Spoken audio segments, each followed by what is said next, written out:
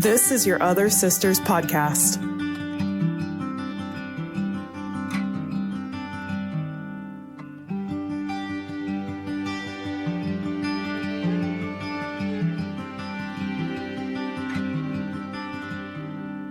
Be more beautiful to me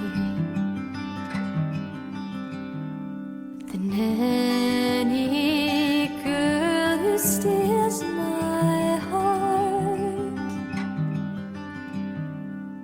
In the echo of my longings,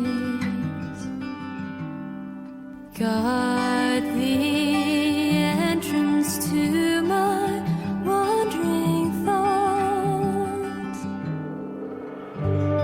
Hey guys, welcome back to our second podcast. I'm here with Linden and Jericho to chat about a very common phenomenon within our community, the concept of being a late bloomer. Now, before we get into it, I would love for my guests to introduce themselves. Either of you can start. I'll go for it. I'm Jericho, she, her, mental health therapist, but not your therapist. Love working with queer and neurodivergent people. That Venn diagram, it's a circle. I am a chaotic bisexual queen, late bloomer, and happy to be here. Hi, I'm Lynn, she, her, very late blooming, gay ace, gray demi. I live in San Francisco, work in a nonprofit, and live in an intentional community. Nice. Thank you. And for listeners who may not be as familiar with terminology, do you mind, Lynn, explaining what gray demi may mean? Sure. So asexuality is a spectrum. Asexual doesn't necessarily mean you never have any sexual attraction at all. But if you're demisexual, then usually you're only attracted to people after you make an emotional connection with them. So you don't like see random people and go, oh, they're hot.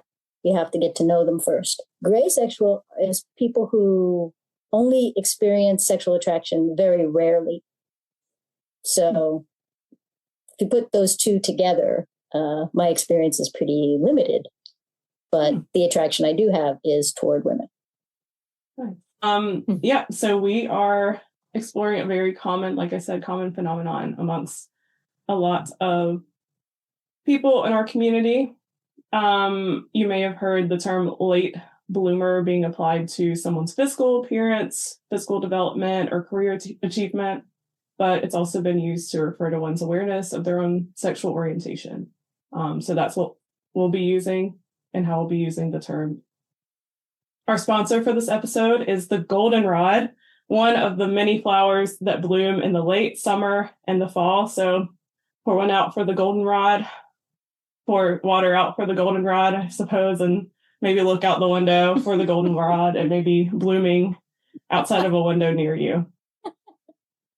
So the way that we are explaining and defining the late bloomer kind of differs between a lot of other people's experiences. A lot of blogs online may refer to their first sexual partner who is the same sex. And they may describe that experience as being a later in life lesbian or later in life queer person. But for our purposes, I'm going to identify being a late bloomer, meaning that you have experienced an awareness of your sexuality past puberty. Some of us come out in our 20s, 30s, 40s, 50s, 60s, and so on. Every story is different. And theoretically, some people may not even have that experience at all. But a lot of us do share the experience of realizing our attractions well beyond our peers. So also when I refer to coming out, I'm talking about the process of becoming aware of our sexuality introspectively and externally with others, and really nothing more than that. Like I said, we all have a unique coming out story, and I'm excited to chat with Lynn and Jericho about their own stories. Either of you go ahead and jump in. But what is your experience being a late bloomer? I can go first. So at 23, my brother sat me down and came out as gay and celibate, as one does, just at the same time. And I remember him saying, I just am not physically attracted to women. And I'm like sobbing because overwhelmed, and also I'm realizing things and it's about my own life. Overwhelming. I just shut down and start crying. But in that moment, I was like, oh, shoot, it's possible to not find women like gorgeous like that. That's a possibility. No one told me this. Purity culture did not tell me this. We all agreed in purity culture. Women, gorgeous. Can't touch, can't look, too tempting. Like, and I agreed. And we moved on. And then my brother just has to have the audacity, like all gay men do, and come out and ruin it for me and make me have to deal with it. It's okay. It's okay. So yeah, at 23, I like started having to realize, oh wait, this is a thing. And for a while I was just like, I'm just not quite straight. I'll land with that language. Turns out there really are people who are straight, and they were like, honey, like, not everyone is bi, which I think is the bi agenda, is just all of us thinking and wanting everyone, queer and straight, like to be bi. It is our agenda. Our secret agenda, not so secret agenda. The cat's out of, I can't keep secrets. Or did you? Exactly. So it took me a few years though to like kind of figure out the language, because like many of us in the queer community, I have an anxiety disorder. And so I was like fixated on like, oh, I like a woman, I must be a lesbian. And then I'd like a man. I literally had this happen last week. I was like, I like a man, I must be straight. I have to go tell Art that I've been lying this whole time. And Revoice will kick me out. And one of my friends was like, I'll get you a straight pride flag and it will be okay. Like, to be clear, I am bi. I just have anxiety. And yeah, so that's some of my experience. Reminds me of that magazine cover when Ellen DeGeneres came out in like 2002. And the cover just says, yes, comma, I'm gay. Love that. I remember that well. That was about 6 years after I came out to myself. So I was 36. I had been married for 10 years and I had a 3-year-old son. So I was at the movies with a friend, and there were 2 movies in the theater at the time about angels. And we were good church girls, so we were going to go see an angel movie. One of them was Michael with John Travolta, who plays the Archangel Michael. And the other was The Preacher's Wife with Whitney Houston and Denzel Washington, where Denzel Washington plays the angel. So we were kind of dithering back and forth about which to watch. And finally, my friend said, well, who would you rather look at for the next 2 hours, Denzel or Michael? And I said, without thinking, without pausing, Whitney. She looked at me and said, what does that mean? I'm like, kind of a no-brainer, right? Yeah. Of the choices. She's like, you might want to think about that. I'm like, okay. So no one had ever asked me who I wanted to look at before. It was always assumed that I shouldn't be looking at boys, or I shouldn't be, I was told what not to do. But nobody ever asked what I would like to do or who I would like to do. And that was pretty common for women of my generation. Things are very different now. The expectations of women's sexuality were very different in the 1970s and 80s than they are now. And I grew up in the 60s. So things were changing very rapidly, but they were still a lot different. So I had to think about that. So I went home and kind of looked around and said, well, who do I like to look at? And lo and behold, it was women. So I told my husband, I said, hey, it looks like I might be gay. And he's like, well, you're going to do anything about it? I'm like what? Take out a billboard? But no. I think he meant, was I going to leave him? But unlike a lot of lesbians of my generation, I didn't figure it out by falling in love with somebody. I mean, that was sort of the most common, one of the most common late bloomer experiences. Oh my God, in my 30s, I fall in love with my best friend, or I realize that there's somebody I'm attracted to after you've already had this whole life. But that wasn't my situation. So I stayed married for another 15 years until he ended the marriage for other reasons. And then, so I didn't actually come out publicly till I was 50. Besides those particular encounters in your lives, how have other people responded after coming out to them? Well, the funny thing is that when I came out to the elders of the church, where I was the leader of the children's ministry, I was actually going to be speaking at a children's ministry conference about making churches safer for LGBTQ kids and families. So I had to tell my elders that I was going to be speaking at this conference. And when I came out to them, they said the exact same thing my husband did. Well, are you going to do anything about it? So I just had to laugh. It's like, no, still no billboards. Still no. And again, I was not in a relationship or intending to be in a relationship. So I had a very easy coming out to the greatest extent. And then when I came out to my mom at the age of 50, after having been married for 25 years and a grown kid, her response was pretty logical, but kind of funny. I said, still, Mom, looks like I'm gay. And she's like, since when? And I'm like, I think kind of since always. And she's like, oh, and just dropped the subject. So I decided to be creative and came out via email because my brother did all the legwork with our family. And I was like, I'm just going to ride that coattail and just do a me too. A reply all, if you will. Exactly. Also, I was 25, 26 at the time. And I was like, I'm not going to wait until Christmas and sit everyone down. And that sounds horrible.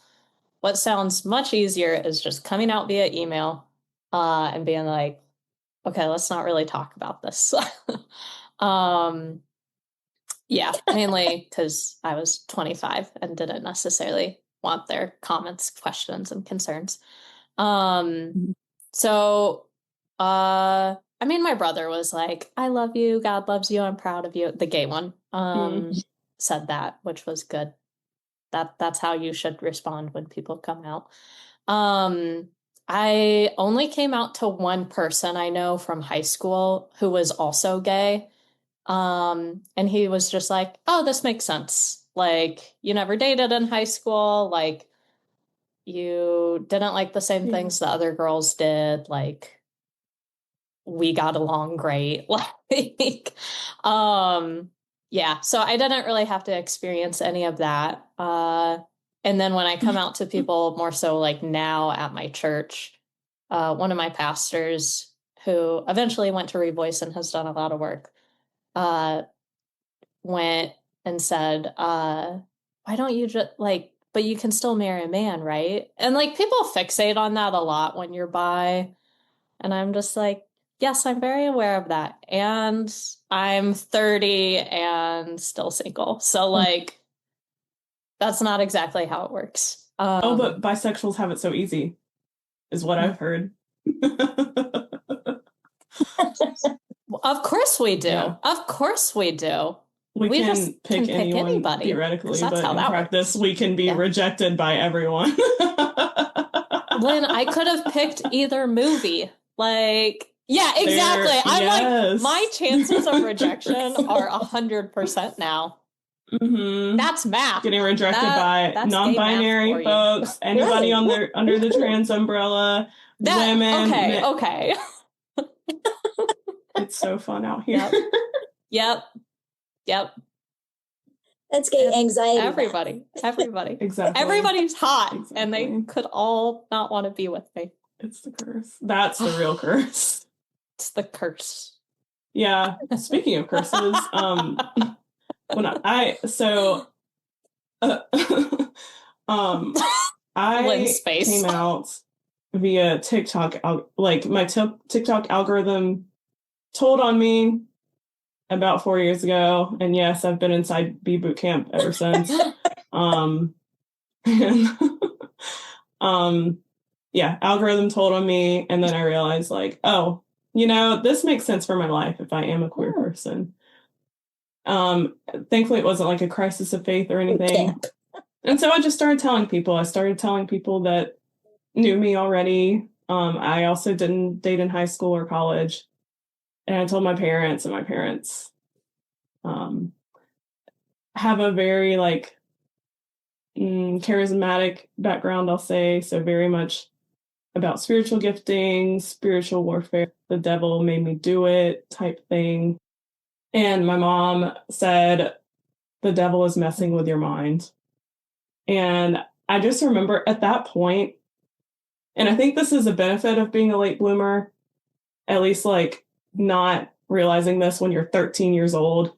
The benefit was I was mature enough in my faith and mature enough in my ways of regulating my emotions and sense of self that the way I responded was like, hey, I've actually never felt more sober-minded. And I feel like I can be more honest with God knowing this part of myself. But other than that, people were just like, okay. I was kind of offended that people responded that way because it's the Enneagram 4 conflicting thing of I want to be so known, but also so mysterious. So I don't know what I wanted. I don't know what I wanted, but I think I would have been offended either way, slightly. Ultimately, I'm glad everyone else was kind of like, okay. And they didn't somehow, I look back at it, I'm like, wow, no one really pressed a particular sexual ethic on me, which I think is really, now I'm thinking about it, really special. Do you think it's because you were older when you came out? Maybe because I think I've always been oriented towards social justice-y things and marginalized groups. And so people knew I had at least a sensitivity to the queer community. You're not just an ally? I'm not just an ally? What? It turns out I'm not just an ally. But I think the people I surrounded myself had a certain sensitivity to not do that. Because I know that if I had come out earlier in life, I might have gone to one of those conversion therapy. My experience would have been a lot different. So I feel very privileged. I can look back on that and see that as a benefit of coming out later in life. How about for you guys? Do you think, what are some of the benefits or what are some of the pros that you think come with coming out later in life? Yeah, we talked about the curses, now the blessings. I really think coming out and like more so realizing my queer identity at a later age was such a gift from the Lord, because I think little mentally ill me would have descended into madness while also trying to process sexuality in that way. That would have killed me. And also my parents weren't equipped to deal with that. Grew up Southern Baptist, they were in college ministry, and yeah, they just weren't equipped to deal with and walk out my sexuality with me. So I think it really was just a gift from the Lord to put that on the back burner. Yeah, the different amount of internalized homophobia, shame, the whole thing that when younger kids come out to themselves have to deal with. When they have to deal with that, we missed all that. In my case, also, I got a son out of the deal, so he's pretty great. So that was one advantage of not being clued in until after I'd already had, a whole straight appearing life. I think also the purity culture was so focused on young people. And it was actually after my time. I was more a product of like the 70s, do whatever you feel kind of culture. And so I think by being older and not just a late bloomer, I missed some of the problems of that. I think also figuring out you're queer later in life, you have more solid relationships with other people who already have an idea of who you are. And if those relationships have been honest up to a point, they can support you in this new part of yourself, as opposed to coming out younger when you're still trying to figure out who you are altogether and nobody else knows who you are either. I think having friends who were like, okay, well, you're still the person I've known for the last 20 years. This is just new information. It doesn't change you. I think that's an advantage of coming out later, is that you can have some sort of stabilizing relationships. Now, that's only if they're supportive. Obviously, if the people you've known all your life aren't supportive, it's a whole different story. But in my case, I was hung around with a pretty liberal bunch of people anyway. So, and I had always had gay friends, and the whole kind of, maybe I'm just an ally. We didn't really use the term ally when I was coming up. That wasn't a thing. But, you know, I'm from California, everybody has gay friends. And it was not, in my context, gay people weren't separated out as the other anyway. So turning out to be gay was not going to isolate me from anybody I really cared about anyway. I will say, having a fully formed brain when you realize that you're queer has helped tremendously. Can't recommend it enough. It made it so much easier. Yeah, but also just like, I feel like the people I've met in like side B spaces have just been so like instrumental in my faith in a way I wasn't expecting, of just like, I really view it as like, this is a vision of heaven where we all have different backgrounds, and I'm being forced to be around people who just like are from different denominations and express their faith differently, but we all have this commonality of like queer identity and love for Jesus in like a really costly way. And yeah, I've seen God use people over the past like just few years of me being in the Revoice and Side B community to like just launch my faith in this beautiful direction that I never expected. Anything else about how your faith has been impacted to coming to terms with your sexuality, or even now as you're not freshly out, maybe you've had a couple years, couple decades? I guess another question out of that would be, how do you see God working through your queerness? Well, I definitely see God working through my queerness in all the LGBTQ plus organizations I've had the privilege of working with. It's given me, one of the biggest things coming out is given me a whole new community. And actually, which has, it's a Venn diagram of communities. There's the Revoice community, there's the online Side B community, there's Your Other Family now, there's the Q Christian that used to be GCN circles, and then there are other related ministries like the Oriented to Love ministry that I wouldn't have any of the same kinds of connections with if I hadn't figured it out and come out myself. I've always been drawn towards like communal living, hippie communities. I didn't have any imagination for convents yet, but I was just so drawn to like community, like the show Cheers. I was obsessed with as a child, even though my parents are teetotalers and I have nothing, they're Boston in a bar.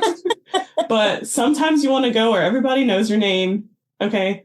Like that show, Three's Company. I loved Three's Company, which that should have been some sort of clue into like, all right, why do I love Three's Company and I'm a child? What about this is really doing something for me? But I think part of it is I've always been drawn towards some sort of alternative lifestyle within groups of people, whether I'm married or not, valuing like a larger group of people and seeing what we can all bring together or contribute together.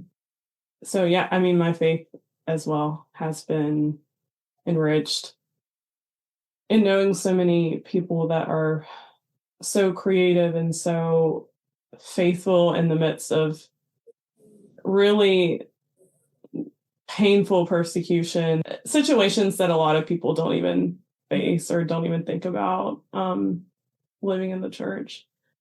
It's a real shame that there are so many people who miss out on communing with people who are following Jesus and who are queer of some sort. It's a shame. It really is. And I know that I've seen a bigger picture of who God is because of me coming out and me getting connected with people, especially as a late bloomer, because if I were 13, I'd be a minor and I would have been very isolated. I would have been very isolated and definitely not under the same circumstances as an autonomous adult.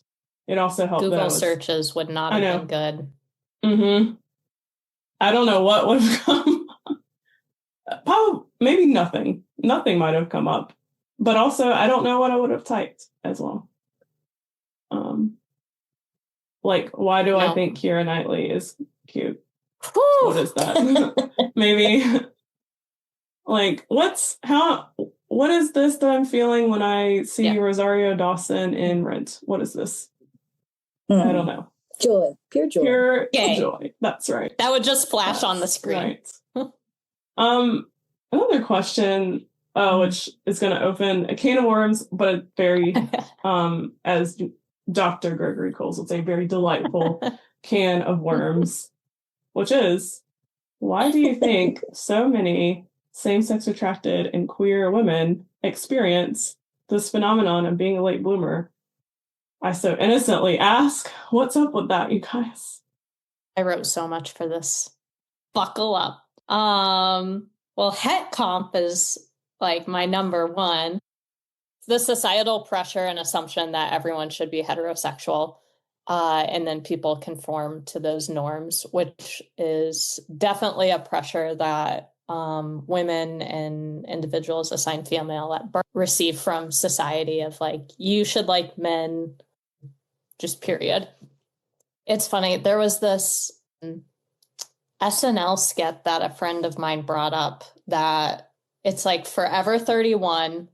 And it's talking about how like when you turn 31, you just like wear the same four very bland colors. But one of the women is like, I think I might be bi, but I think it's too late for me. Like there's this assumption of like, you can't explore your queer identity after a certain point because it kind of is like, maybe like pick me vibes or like you just want the attention. You're just a woman who like wants to make it all about you, like those kind of vibes. But there is a lot of like assumption of, oh, it's just too late for me, especially if you're older or married. Like one of my friends at a Halloween party, I was like, you should come to Revoice. Maybe you'll find out you're bi.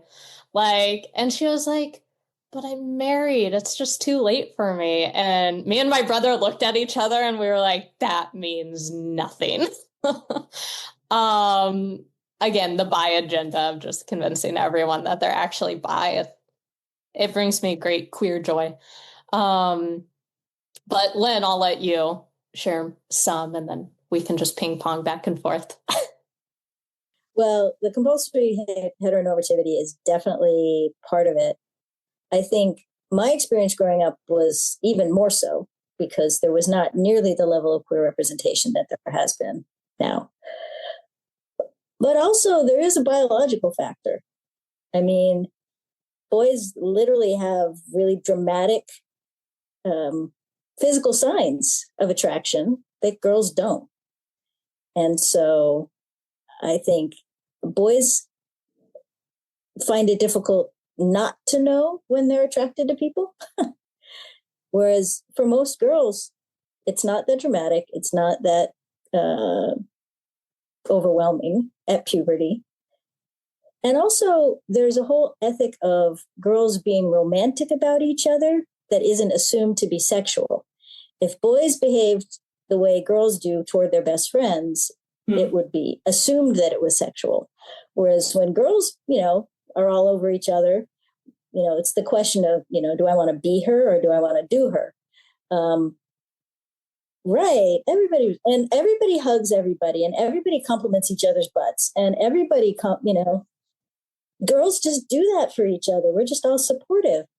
And it's not assumed it's about sexuality when it's girls. Mm-hmm.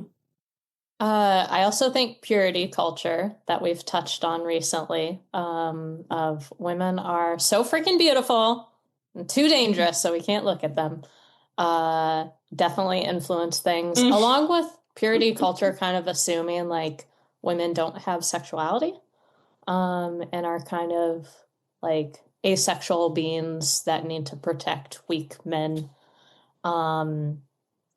even though men are responsible for their own sexuality, but they're strong. They're strong, and you can't teach God's word. All the things that go with that. But yeah, I think purity culture just had a lot of messages around women are just too beautiful, and I agreed.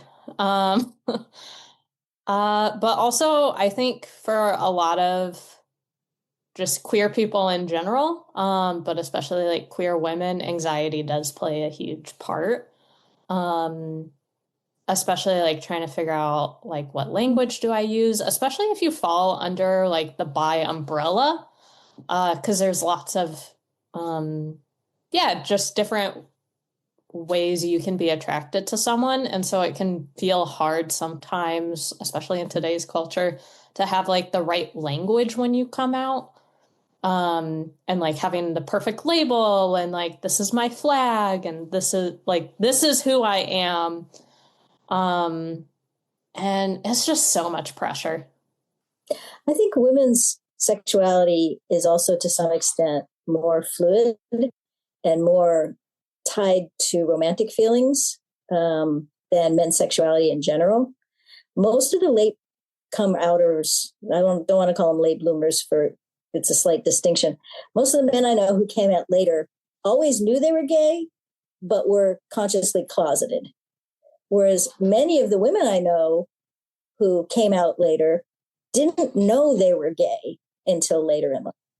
So those are two different kinds of phenomena. And I think that is gendered. And I think it's partly because of social factors and partly because of physical factors.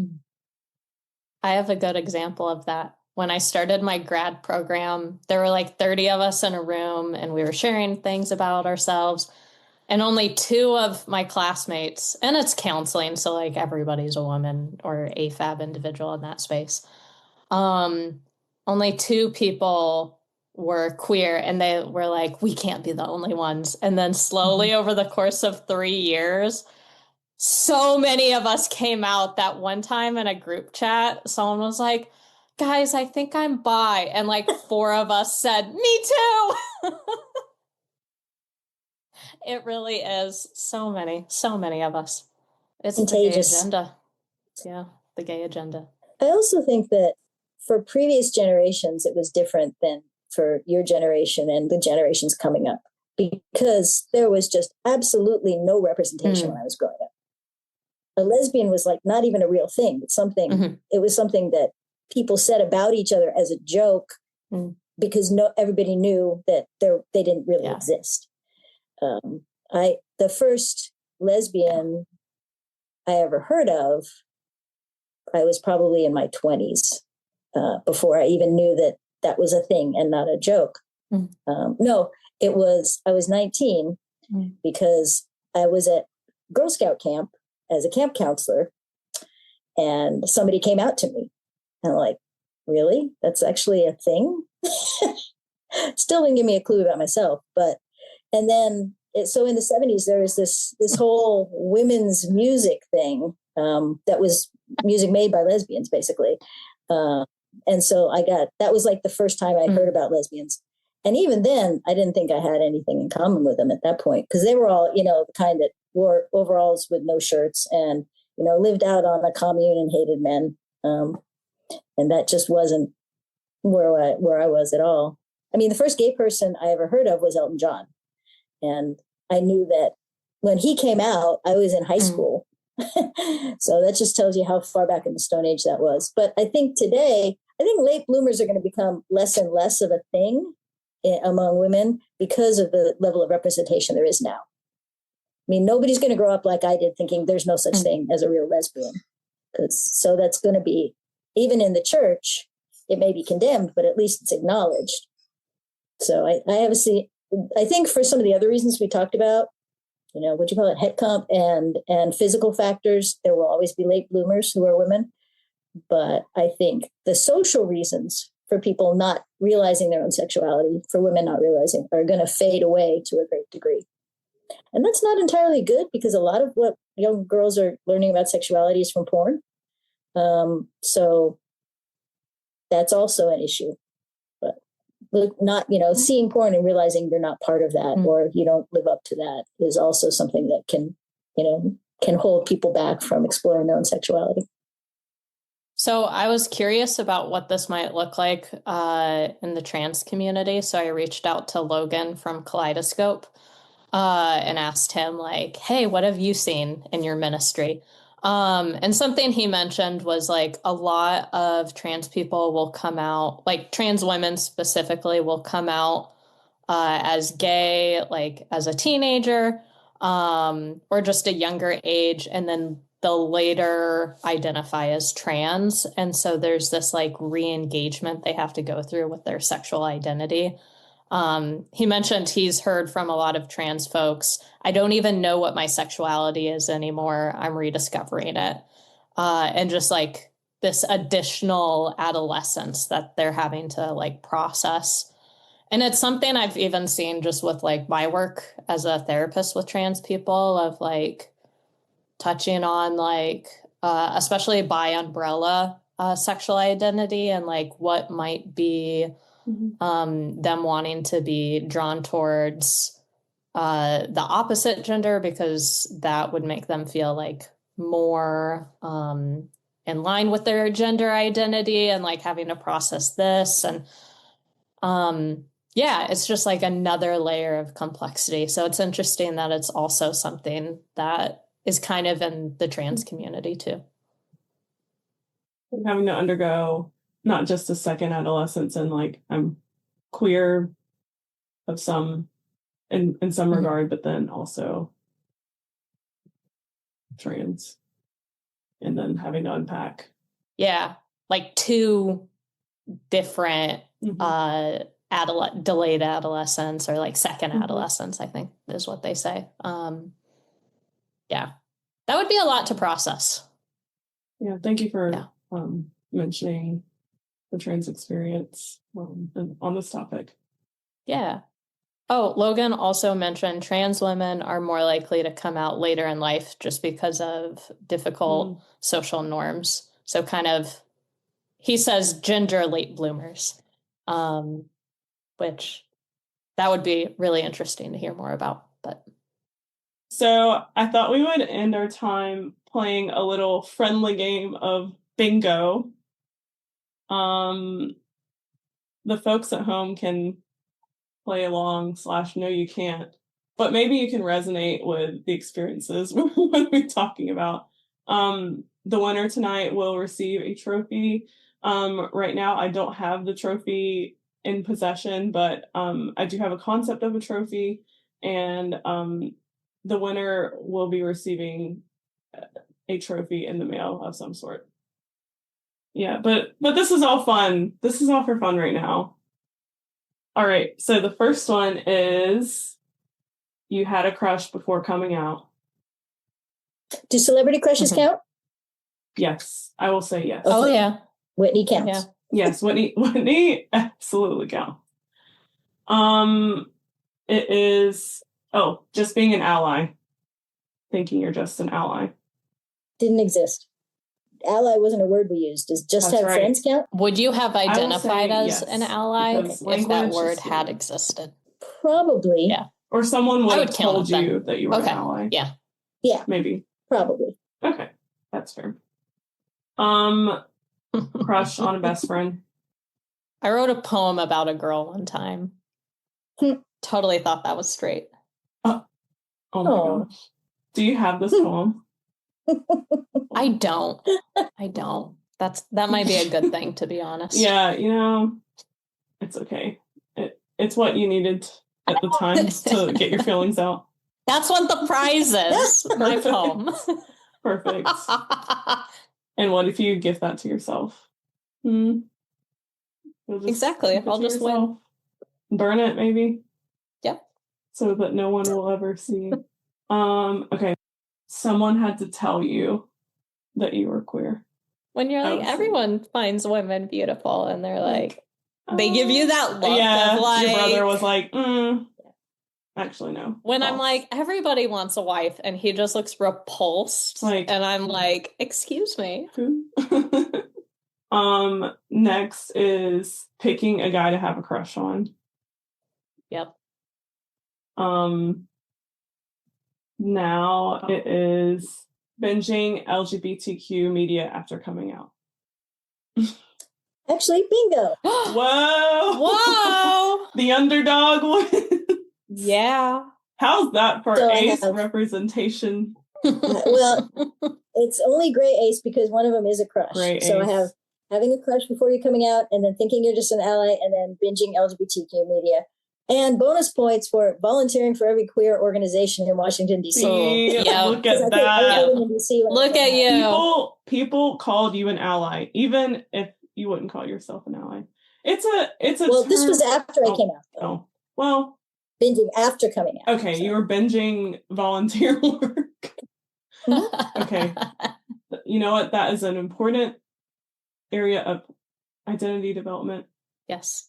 Also, on that note, one of my therapists, I was doing a lot of like racial identity development as like a biracial person. Bi, it was a premonition. That was meant for this life, I guess. He gave me this document that was about sexual identity development. He was like, here, you can use this to work through your racial identity development. And I was kind of like, is this about me? is this play about us? I was kind of offended. I was like, well, why would you give this to me? But I still have it to this day, the paper copy. And one of the things that is integral to both is consuming media. And at the time I was just kind of stopped in my tracks. I was like, wait a minute, what? And then 2 years later I finally realized, oh yeah, it was talking about me. The play was in fact about you. The play was about me. Anything else before we close? Any other thoughts that I will edit together and magically make more sense within the grand scheme of things? I do want to say one more thing about ACE folks, because when I was coming out, Demi Gray was, in fact, I was describing it to my mom when I learned the language. And she said, but all women are like that. That all women need romance first before sex. And all women only are sexually attracted rarely. They're not like men. She was like, no, this was a conversation with somebody else. It was like, men, they think about sex like 85,000 times a day, and women, maybe 5. So I'm like, well, that may be your experience, but yeah. So I think, again, the compulsive sexuality of our society makes it seem like everybody should be thinking about sex all the time. And maybe you figure if you're not thinking about boys all the time, you must be gay. And I think to some extent, partly because of the development of language, we haven't had the language for asexuality outside of a biology class until very recently. And I think we're going to probably find a lot more late bloomer asexuals who realized, oh, this is a thing. We have a word for this, and it's not just me. In a lot of ace circles, the first thing people say is that I thought I was just broken. And so realizing later in life that this is, there is a word for this, and this is an actual pattern of attraction and not a defect, I think is another aspect of being sometimes a late bloomer as maybe a gray or demi lesbian on the ace spectrum. Like society, like you were talking about, instead of comp het, it will be like compulsory sexuality. Like everyone has sexual attractions, or most. Right. Everyone's horny all the time. Which is just like a little dehumanizing, and I think it has prevented people with actual sexual addictions from getting help and realizing that they have something that is going on. Yeah, somebody gave my son a book called, some youth group person gave it, Every Man's Struggle. I know you're about to say that. Every Man's Battle. No, it's really not. I cracked that one open. I was like, what does it say? What did it say? I'm not gonna nothing say helpful. But spoilers. Yeah. But it did talk about girls, and I was like, I believe that. That's interesting. Anyway, off to play volleyball. Yeah. Well, thank you so much, you guys. This was a great conversation, and I'm excited for our community to hear more. And like I said, leave us comments in the comments section, of course, sharing your experience. And I also just want to hear how God has shown you more of himself through your own queerness. And I think a lot of people who have a late experience may feel like they missed out on things. And while that may be true for some, I would just encourage people to look at the blessings, as Christian-y as it sounds, to look at the pros of being able to come to terms with this at a point in your life, like Brooklyn said, where your brain is more developed, and where at some level you have more of an understanding of who you are as a person, and if you're also a person who has been matured in the faith, that you know who you are in the family of God, and you have the family to support you and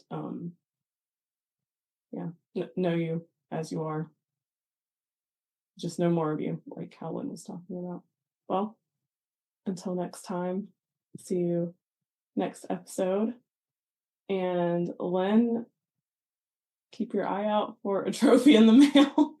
Erin still needs to come up with You know what? I'm it eyeing is. some trophies right now at my aunt's house, and Are they just stuffed animals? No, they're actual trophies. From Army? No, they're not. I have to tell you, I have a friend who loves bingo, and he lives in a nursing home, and they have nursing home bingo, and what they win for their trophies are things like toilet paper and body wash and chips and sodas and pudding. So those are good ideas. Is that an indirect? What is your idea of what bingo prizes? Is that an indirect way of saying you do not want some dusty trinket? All right, heard. I'll give you a little gift card to Trader Joe's. As long as it's engraved with bingo winner. If it's not engraved, it'll definitely have Sharpie on it. Yeah. Yes, our household Trader Joe's shopper would really appreciate that. Oh, I thought you're. No. Okay, I'm the Costco shopper. All right, I'll keep that in mind as well. $5 to Costco. That'll get you 2 Costco. That will get you so much. Hot dog and That's true at Costco. Oh my goodness. All right. Any kind of trophy is just fine. Also, a little virtual airwaves trophy is just fine. We'll get you something. We'll get you something good. I think, but see, at Calvin's bingo, they play until everybody wins. Oh, So we should have kept going. So Jericho could win. I either get first or I lose. So true.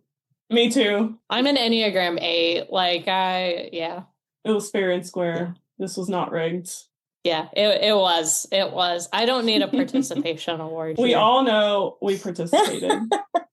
So thank you all for participating and sharing your insights. Yes. Oh, also another plug. And an honorable mention as a sponsor. The Lesbian Master Dog.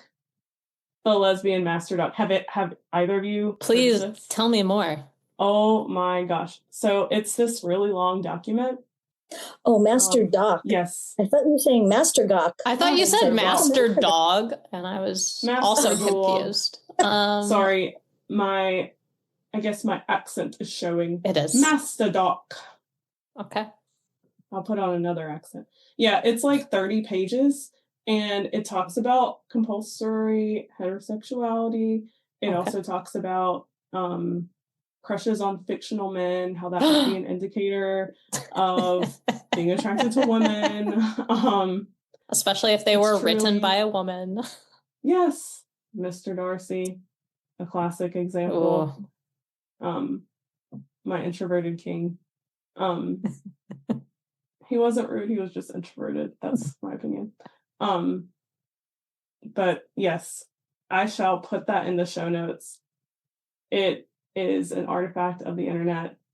And actually, what's funny about that is the woman who wrote that identified as lesbian, but now she's realized that she is bisexual. Yes, the bi agenda continues. No one's safe. Which also shows compulsory heterosexuality affects us all. And it's not enough to say, like, oh, you feel obligated to marry men and you're a lesbian. No, that's a bit reductionist. We all live in this society. True. But anyway, that will be linked in the show notes. And we will see you next time. Bye. Thanks for listening to Your Other Sisters podcast, a production of Your Other Family. We'd love your feedback. Comment on this or any of our podcast episodes at yourothersisters.org. You can also call us to ask a question or share a brief story at 1-706-389-8009. If you enjoy this or any of the shows on Your Other Family Podcast Network, consider rating and reviewing us on Apple Podcasts. And don't forget to subscribe on your favorite podcast app. You can also follow our family of socials on Facebook and Instagram at Your Other Fam, Your Other Sisters, and Your Other Bros, and on YouTube at Your Other Fam. Finally, if you enjoy our content, consider giving to support our nonprofit ministry. Check out our YOF giving link in the episode description. For membership in our YOS and YOB communities, submit an inquiry at yourothersisters.org/membership or yourotherbrothers.org/membership. There's always room for one more sparrow in our nest. Until we journey next time, we're glad you're with us.